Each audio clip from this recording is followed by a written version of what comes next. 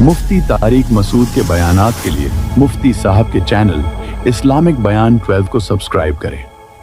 मैं अर्ज कर रहा था मेरे भाई, वजह क्या है कि उन्होंने डिप्रेशन के तमाम तरीके उन्होंने इख्तियार किए। वो तरीका, वो गोली जिससे अल्लाह डिप्रेशन के इलाज को शुरू करता है, मुख्तलिफ उन्वानात से अल्लाह ने उस तरीके को बताया, उसको उन्होंने फोकस बोलो नहीं किया। वो तरीका क्या है? अल्लाह से ताल्लुक।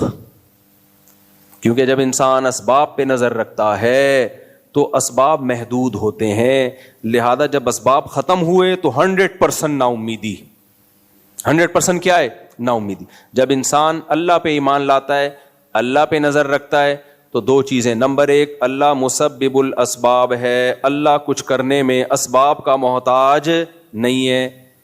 आपको 100% भी नाकामी का असबाब की दुनिया में यकीन हो, आप जिसका ये अकीदा हो कि वो अल्लाह बगैर बाप के ईसा को पैदा कर सकता है अलैहिस्सलाम को, जो अल्लाह इब्राहिम अलैहिस्सलाम को आग में डाल के भी बचा सकता है, तो मेरे लिए मुसीबत से निकलने के असबाब क्यों नहीं पैदा कर सकता, बल्कि बगैर सबब के भी मुसीबत से निकाल सकता है। और दूसरी उसका ईमान ये होता है कि अगर अल्लाह ताला मुझे मुसीबत से निकलने का रास्ता नहीं भी पैदा किया तो मुसीबत में सब्र की तौफीक दे सकता है, वो मुसीबत महसूस नहीं होगी। नबी सल्लल्लाहु अलैहि वसल्लम ने फरमाया, दिल अल्लाह के हाथ में है, जहां को चाहता है घुमा देता है।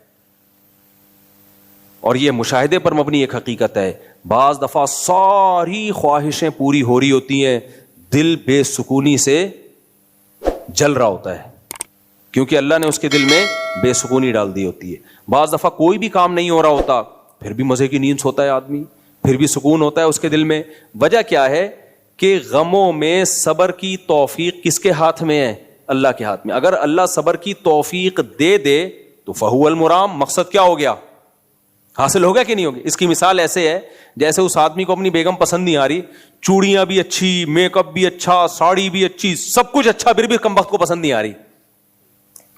लेकिन ऐसा भी तो होता है कुछ भी अच्छा ना हो फिर भी आदमी को पसंद आ रही होती है, होता है कि नहीं होता?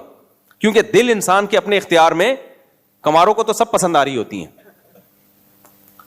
वजह क्या है भाई? अट्रैक्शन होने ना होने में, तबीयत माइल होने या ना होने में, दिल अपने इख्तियार में बोलो नहीं। तभी तो आपका कुछ खाने को दिल नहीं कर रहा तो किसी के मशवरे पे दिल करने नहीं लगता। ऐसा होता है कि नहीं होता? अब आपने सुबह भी गोश्त खाया, दोपहर भी गोश्त खाया, रात भी गोश्त खाया, फिर सुबह नाश्ते में गोश्त, अगले दिन दोपहर को दिल करेगा गोश्त खाने का। अब आपका एक दोस्त है, उसने दावत की, उसने कहा यार मैंने इतनी खुशी से आपके लिए बकरा काटा है यार, अब इसको खा लो। आप ऐसा करो, आपने कहा कि यार मेरा दिल नहीं चाह रहा, मुझे तो अब देख के इसको मतली आ रही है। वो कह रहे मेरे वो कहने पे खा लो, तो खा लेंगे आप उसके कहने पे। लेकिन अगर वो आपको हुक्म ये दे रहा है कि मेरे कहने पे दिल में चाहत पैदा कर लो कि खाने की चाहत पैदा हो जाए, ये कर सकते हो आप?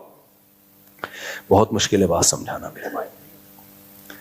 दोबारा से देखो, आप गोश्त खा खा के दिल भर गया आपका। अब आपके बहुत ही करीबी रिलेटिव ने दावत की, सामने फिर गोश्त ला के रख दिया। अब आपका मुंह यूं यूं यूं बन रहा है, टेंशन में जाओगे ना आपके, यार ये क्या है यार। तो उसने आपको हुक्म दिया कि यार ठीक है आपका दिल नहीं चाह रहा, लेकिन मेरे कहने पे खा लो। ये आपके इख्तियार में है या नहीं है इख्तियार में? बोलो, है भाई? मेरे कहने पे खा लो, बेशक आपका दिल नहीं चाह रहा, ठोस लोगे आप जबरदस्ती, यही होगा ना? तो आप कहोगे ठीक है यार तुमने इतनी मेहनत से बनाया, दिल तो नहीं चाह रहा लेकिन खा ले, बेशक बाद में उल्टी कर दूंगा लेकिन खा लूंगा। ये आपके इख्तियार में है कि दिल पे जबर करके खा लो आप। लेकिन अगर वो ये कहता है कि आप खाओ या ना खाओ ये आपकी मर्जी है, लेकिन मेरी मोहब्बत में आप ये कर लो कि आपका दिल चाहे कि आप खाओ, आप इसकी तरफ अपना मैलान पैदा कर लो, आपका दिल चाहे कि आप खाओ। आप कहोगे भाई दिल मेरे कंट्रोल में, बोलो नहीं है। ये हो नहीं सकता कि मैं नीयत करके चाहना शुरू कर दूं कि मुझे ये अच्छा लगने लगे, ये अच्छा नहीं लगे। जब भूख लगती है तो हमारी चाहतों से, अगर भूख लगना भी दिल चाहना होता है ना, दिल चाहता है खाना खाने का। अगर हमारे इख्तियार में होता कि हम दिल में खाने की चाहत पैदा कर दें तो 24 घंटे हम क्या करते?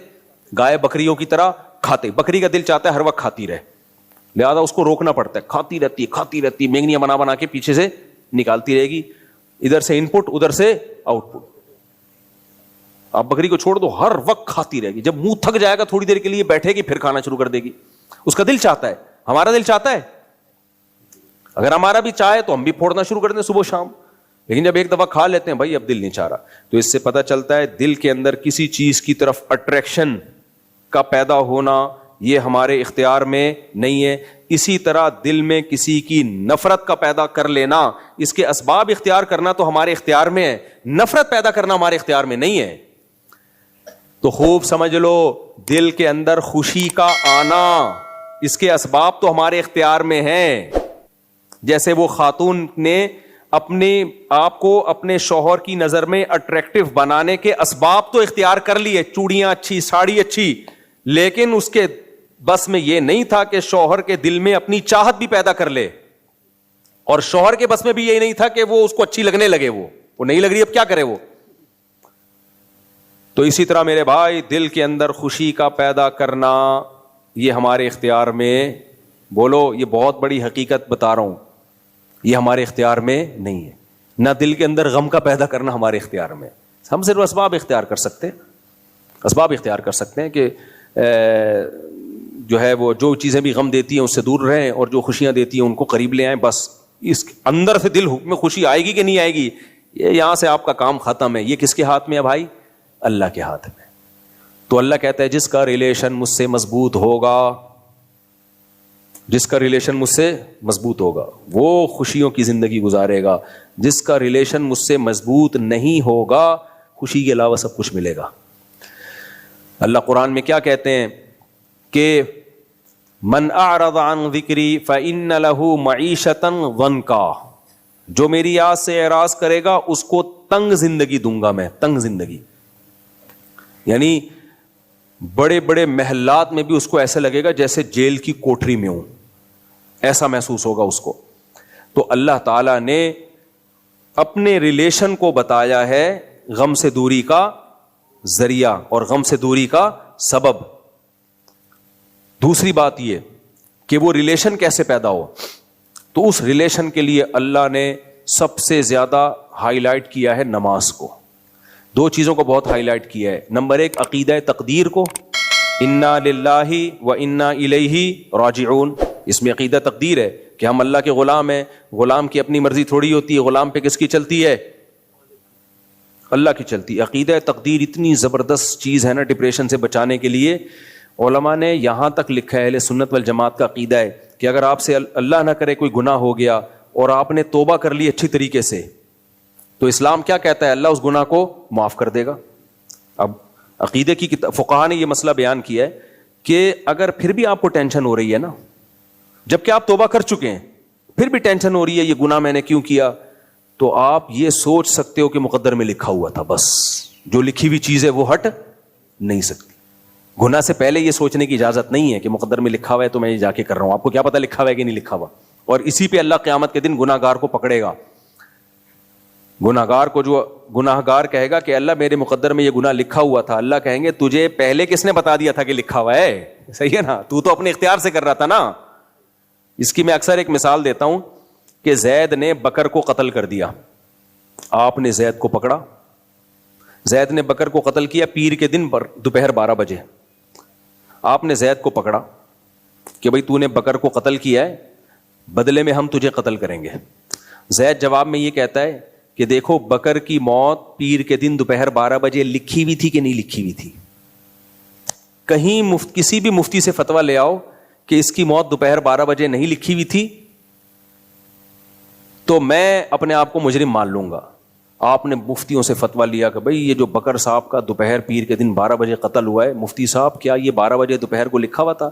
ساری دنیا کے سارے مفتی, سارے مسلک کے اہل حدیث بھی, بریلوی بھی, شیعہ بھی, سنی بھی, اور دیوبندی بھی, اور حنفی بھی, اور شافی بھی, اور مالکی بھی, اور حنبلی بھی, اور سلفی بھی, سب فتویٰ دیں گے ہاں بھائی دوپہر 12 بجے پیر کے دن ہی مرنا تھا. قرآن کہتا ہے لا یستأخرون ساعۃ ولا یستقدمون, جب موت کا وقت آتا ہے ایک سیکنڈ بھی آگے پیچھے نہیں ہوتا.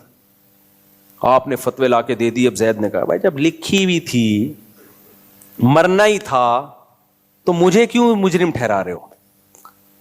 سمجھ میں آ رہی بات؟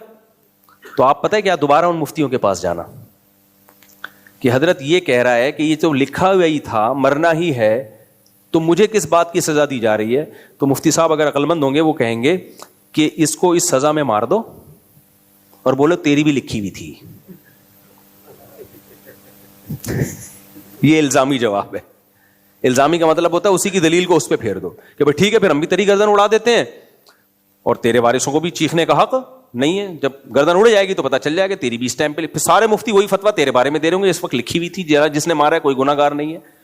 اور تحقیقی جواب اس کا یہ ہے کہ یہ تو ہے لکھی ہوئی تھی, لیکن کمبخت تجھے کس نے بتایا تھا کہ پیر کے دن 12 بجے اس کی موت لکھی ہوئی ہے؟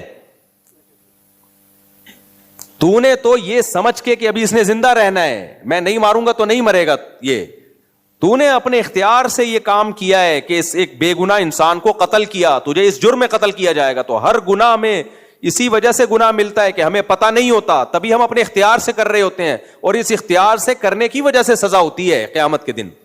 اگر انسان مجبور ہوتا پھر تھوڑی سزا ملتی اس کو. اللہ کہیں گے تم تو خود اپنے اختیار سے یہ تم نے کام کیا تھا جا کے, یہ تو اللہ کے علم میں تھا نا کہ اتنے بج کے اتنے منٹ پہ یہ ہونا ہے. تو اللہ کے علم میں یہ بھی ہے کہ کون کس وقت کون سا گناہ کرے گا, اور پھر اللہ اس کو اس کی سزا دیں گے. لیکن علماء نے بیان کیا کہ اگر گناہ کر کے توبہ کر لی ہے تو پھر تقدیر کا سہارا لے سکتے ہو کہ اب ٹینشن لینے کی ضرورت نہیں ہے بھائی, توبہ بھی لکھی ہوئی تھی ہو گئی, ٹھیک ہے نا, اور گناہ بھی لکھا ہوا تھا, بس جو ہونا تھا ہو گیا, اب آگے کی زندگی سوچو. سمجھتے ہو بات کو کہ نہیں سمجھتے؟ تو ہر غم میں ہمیں عقیدہ تقدیر کا حکم ہے. غم سے پہلے غم کو دور کرنے کی کوشش کی جائے. اپنی حماقتوں سے جو غم ملتے ہیں ان میں صبر کی توفیق نہیں ملتی. لیکن اگر کوئی غم پہنچ گیا ہے تو نبی صلی اللہ علیہ وسلم نے فرمایا وَعْلَمْ أَنَّ مَا أَصَابَكَ لَمْ يَكُنْ لِيُخْطِئَكَ, جو مصیبت تمہیں پہنچی ہے یہ ہو ہی نہیں سکتا تھا کہ وہ نہ پہنچے. نبی نے یہ نہیں فرمایا کہ جو تمہیں مصیبت نہیں پہنچی, جو مصیبت تمہیں پہنچی ہے وہ پہنچ نہیں سکتی, یعنی جو مصیبت تمہیں پہنچی ہے وہ لازمی پہنچنی ہے, یہ نہیں فرمایا نبی نے, بلکہ فرمایا جو مصیبت تمہیں پہنچتی ہے یہ ممکن ہی نہیں ہے کہ وہ نہ پہنچے. 100% جو مقدر میں مصیبتیں لکھی ہوئی ہیں وہ پہنچ کے رہیں گی, چاہے وہ کسی انسان کی حماقتوں سے ہو یا اللہ کی طرف سے کوئی آزمائش یا سزا ہو, ملے گی لازمی. اور آپ صلی اللہ علیہ وسلم نے یہ بھی فرمایا کہ جو مصیبت تمہیں نہیں پہنچی یہ ہو ہی نہیں سکتا تھا کہ وہ تمہیں پہنچ جائے. بعض دفعہ ایسے ہوتا ہے ہم جا رہے ہوتے ہیں, اچانک کوئی پہاڑ کا پتھر گرتا ہے, ہماری گاڑی ابھی چند سیکنڈ پہلے آگے نکلی ہوتی ہے, ٹھیک ہے نا, ایسے ہوتا ہے کہ نہیں ہوتا؟ تو نبی نے فرمایا یہ مصیبت تمہیں پہنچنی نہیں تھی, لہذا یہ پتھر ایسے اسپیڈ سے آئے گا نیچے اور ایسے ٹائم پہ آئے گا کہ تم بچ جاؤ, اگلا والا ہٹ ہو جائے اس سے. تو ہر مصیبت میں یہی ہے. تو جب مسلمان کا عقیدہ تقدیر پہ مضبوط ہوتا ہے تو خوشیوں پہ اتراتا نہیں ہے وہ, بلکہ وہ کہتا ہے بھائی یہ تو اللہ نے مقدر میں لکھی ہوئی تھی, لہذا کہ جس کے پاس پیسہ آ گیا تو ٹھیک ہے آپ نے محنت کی ہے, لیکن کیا ہر محنت والے کو پیسہ مل جاتا ہے بھائی؟ بہت سے محنت کرتے رہتے ہیں کچھ بھی نہیں ملتا. تو اللہ نے آپ کے مقدر میں لکھا ہوا تھا, تو یہ شکر کس کا بنتا ہے؟ اللہ نے دیا ہے آپ کو. خوشی کس نے دی ہے بھائی؟ اللہ نے دی ہے. تو نہ اپنے آپے سے باہر ہوتا ہے اور نہ خوشیوں میں اپنی باؤنڈری کو کراس کرتا ہے اور نہ غموں میں خودکشی کی طرف جاتا ہے.